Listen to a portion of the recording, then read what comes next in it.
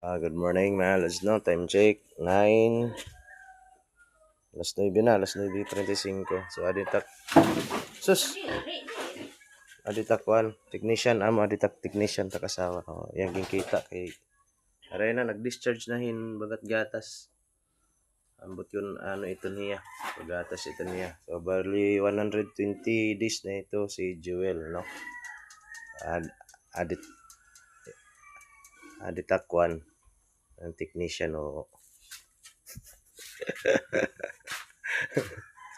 So nag-discharge yan na kagain na siya niyang discharge ang may tubig nga medyo mapulaw na kuan na kanan may dugo tapos yan na nag-discharge yan busag gatas bagat gatas or diri yan na bagay yun yung gatas parang totoong gatas so, wala na talaga pag-asa wala na ako ng pag-asa dun dito na lang ako. Ito si Magda. So, sana hindi matulad sa nanay niya. Nanay niya yun eh. So bali na to siya. June 5. Mahigit isang buwan na siyang buntis. Ito yung sinasabi ko mga lod sa unang video ko na 4 na beses na AI. Si Magda. Tapos ito yung isa, si Angel. Hello. Good evening mga lods, no? So magandang gabi. So time check. Alas 9 na, no, mga lods. So, ganoon pa rin, no? Update sa inahin. 120 days na po siya ngayon. So, bali bukas is 121 days na. So, ganoon pa rin, wala pa rin siyang balak, manganak. Pero kung usapang gatas, maraming gatas yung nilalabas niya.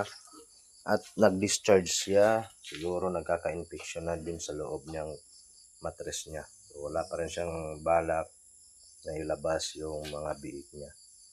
Pero yung gatas, marami siyang gatas. Di ko alam kung anong nangyari na sa kanya. So, bali bukas, mangyayari is, bibigyan ko na siya ng medisina, gamot, para sa infection niya.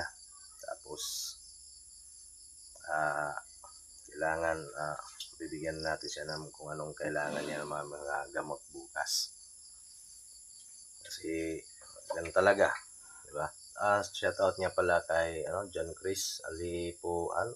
Basta shoutout sa iyo, boss. So, sinubukan ko yung tinuro mo. So, maraming salamat sa advice mo pero hindi pa rin, wala pa rin nangyayari. Pero okay na din, at least sabi ko naman ini-advise. So, salamat. Sinubukan ko mga lods. Yung advice mo, dinukot ko. Kaso wala pa rin.